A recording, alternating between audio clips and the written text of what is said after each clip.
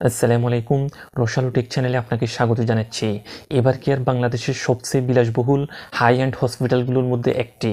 তবে শুরু থেকে এর নাম এবার কেয়ার ছিল না। এই হসপিটালটির যাত্রা শুরু করেছিল অ্যাপোলো হসপিটাল ঢাকা নামে।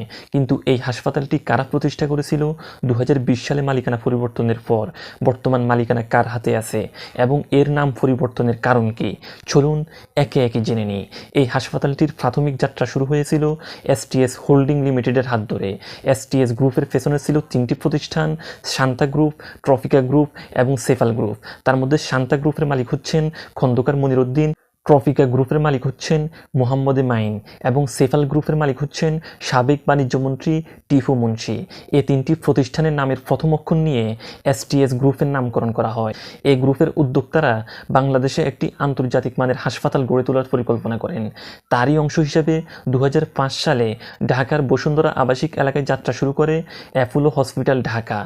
সেই সময় বাংলাদেশের বেসরকারি স্বাস্থ্যসেবা খাতে এত বড় এবং আধুনিক হাসপাতাল খুব বেশি ছিল না। তাই উন্নত চিকিৎসা ব্যবস্থা, আধুনিক যন্ত্রপাতি এবং বিভিন্ন ধরনের বিশেষায়িত চিকিৎসা সেবা নিয়ে অ্যাপোলো হাসপাতালের যাত্রা ছিল বেশ গুরুত্বপূর্ণ একটি ঘটনা।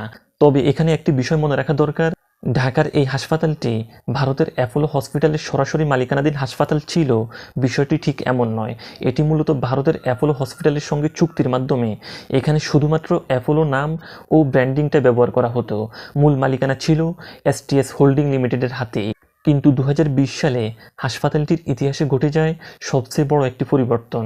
কয়েকটি আন্তর্জাতিক প্রতিষ্ঠান এই হাসপাতালে বিনিয়োগ, এর মালিকানা এবং পরিচালনায় যুক্ত হতে আগ্রহ দেখায়। আন্তর্জাতিক প্রতিষ্ঠানগুলোর আগ্রহের পেছনে একটা দারুণ জিনিস কাজ করেছে। তারা যে এমনি এমনি বাংলাদেশের একটি হাসপাতাল নিয়ে আগ্রহী হয়ে উঠল, বিষয়টা এমন না। এই আগ্রহের পেছনে কাজ করেছে জেসিআই স্বীকৃতি। এটি বাংলাদেশের একমাত্র হসপিটাল যেটি জয়েন্ট কমিশন ইন্টারন্যাশনাল বা জেসিআই স্বীকৃতি লাভ করে।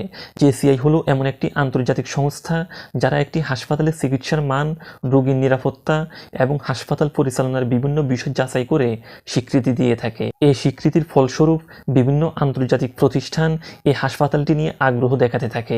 শেষ পর্যন্ত 2টি আন্তর্জাতিক প্রতিষ্ঠান এই হাসপাতালটির সাথে যুক্ত হয়, যার মধ্যে একটি হচ্ছে আন্তর্জাতিক স্বাস্থ্যসেবা প্রতিষ্ঠান এবার কেয়ার এবং যুক্তরাজ্যের উন্নয়ন অর্থায়ন প্রতিষ্ঠান সিডিসি গ্রুপ।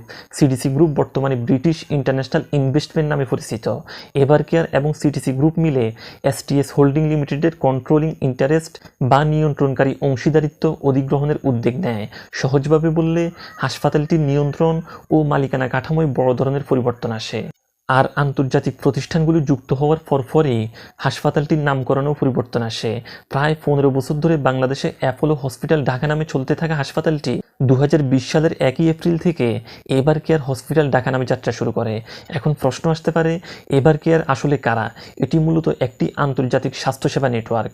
এশিয়া ও আফ্রিকার বিভিন্ন দেশে তাদের প্রচুর হাসপাতাল ও স্বাস্থ্যসেবা প্রতিষ্ঠান রয়েছে। কিন্তু সম্প্রতি কম্পিটিশন কমিশন অফ ইন্ডিয়া নথিতে বলা হয়েছে quality care India limited QCIL তার সম্পূর্ণ মালিকানাধীন সহযোগী প্রতিষ্ঠানের মাধ্যমে এসটিএস হোল্ডিং লিমিটেডের 60.12% শেয়ার নিয়ন্ত্রণ করে থাকে।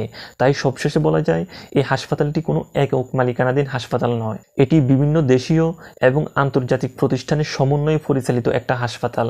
তো আজকের মতো এখানেই বিদায় নিচ্ছি, দেখা হবে পরের ভিডিওতে। আল্লাহ হাফেজ।